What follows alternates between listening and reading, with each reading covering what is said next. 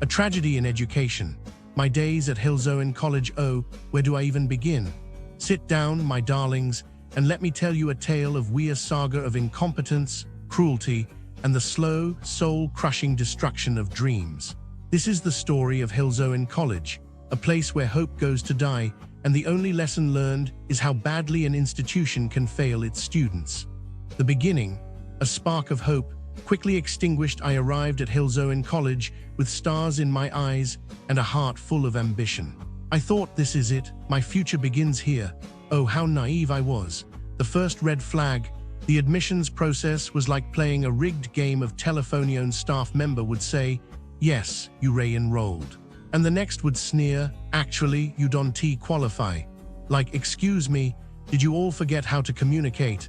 How does a college not know its own rules? But no matter, I pressed on, because that's what we do, isn't it? We trust, we believe. The harassment, when they left me to drown, then came the stalking.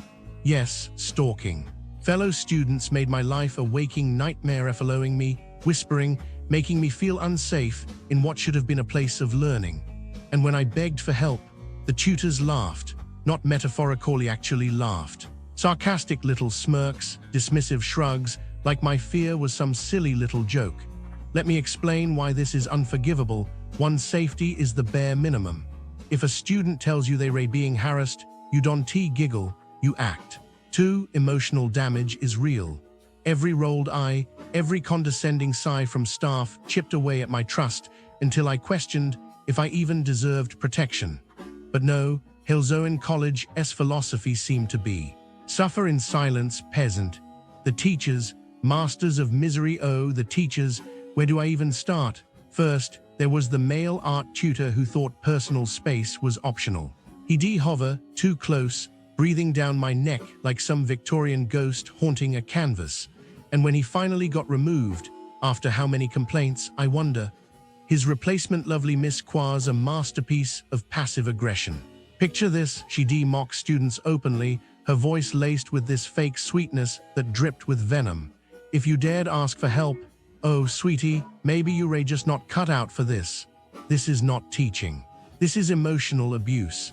Teachers are supposed to build you up, not tear you down for sport. The lies, the bureaucracy, the betrayal, then came the administrative hell. Attendance, marked wrong constantly. I was there every day like clockwork, yet the system swore I was skipping. And when I politely pointed this out, oh, you must be mistaken. No, darling, you are gaslighting me. GCSE maths. They forgot to tell me when it started, and when I finally showed up, the tutor was sick, and I got blamed for the confusion. How is that my fault? Do they think I am psychic? This isn't just incompetency, institutional neglect. The final project, where dreams went to die, and then piece de resistance me final project. Miss K turned into a tyrant, barking orders like I was her personal. Okay, here is the intro music, melancholic piano with a slight echoing effect. Hello. I've been asked to provide an assessment of the commercial landscape surrounding Halesowen College. It's a task I approached with a certain hope, a wish for vibrancy, for places that uplift and serve. What I found, however, feels muted. It's as though a grey film has settled over everything. The businesses in this area, generally speaking, present as disappointing. A landscape of unmet potential and, in some cases, outright neglect. It's like walking into a photograph that's been left in the sun for too long. The colors are faded, the details blurred. Let me explain. I've spent considerable time reviewing feedback from those who have experienced these establishments firsthand, and a pattern has emerged. A pattern that, frankly, gnaws at my sense of order, my belief that establishments should be centers of positive experience.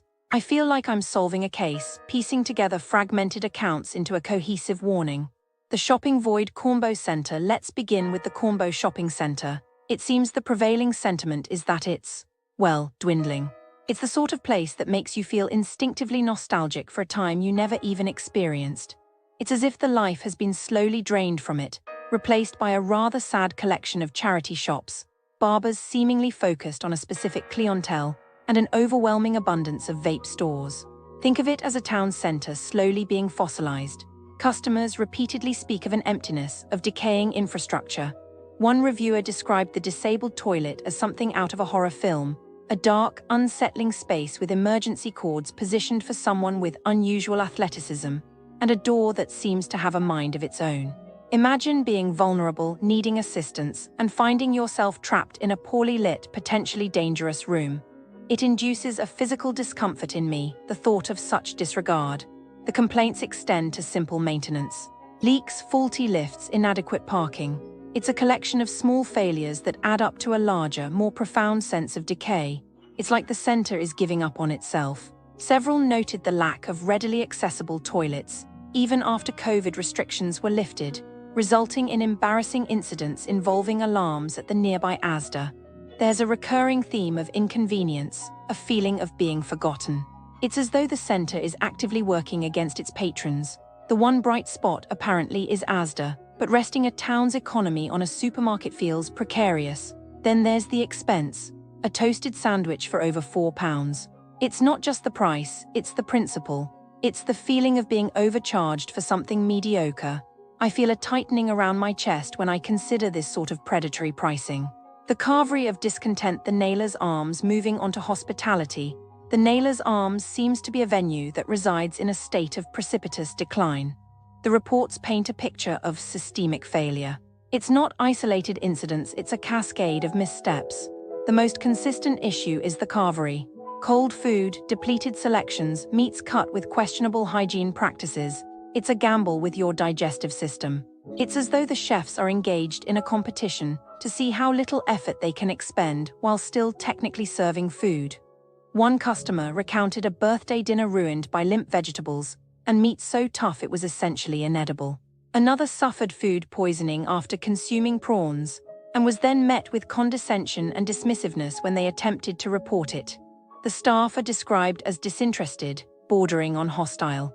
There's a clear lack of accountability, a sense that management is more concerned with avoiding conflict than addressing legitimate concerns. Several reviewers highlighted instances of long waits, ignored requests, and general apathy. It sounds like a place where you're interrupting their day simply by being a customer. The reports of rudeness, particularly towards older patrons, are particularly unsettling. It fosters a feeling of betrayal, a sense that a place that should offer comfort and enjoyment is actively undermining it. I find an act of maliciousness of that caliber deeply disturbing. The parking predicament, Pure Gym Brierley Hill, then we have Pure Gym. On the surface, a reasonable facility, but it's overshadowed by a Kafkaesque nightmare regarding its parking enforcement. It seems the system is prone to errors, issuing fines to members even when they've followed the rules. The stress and hassle involved in disputing these fines is, according to reviewers, immense. It's Script content. Oh, I was looking into scams near Halesowen College, like, for tourists coming just for 2 weeks, and it's sad, People just want nice time, and then some businesses, they trick them. Like businesses near Halesowen College, sometimes they lie about what they sell. There was this garage, selling kerosene but saying it was diesel. Can you believe? Tourists rent car, put wrong fuel, engine breaks, and then what? Insurance says no, car rental says you pay. And the garage probably just got fined, but people lost money, time, maybe even missed flight. So stupid. And then these shops near Halesowen College, some promise free gifts or special deals for fixing things like guttering, upholstery. But then, surprise, they take money and do bad job or don't finish at all. Tourists think, local shop must be nice, but no. Now they have broken sink and less money. And the shop, probably still open, still tricking next person. And pubs here, not scam but still bad.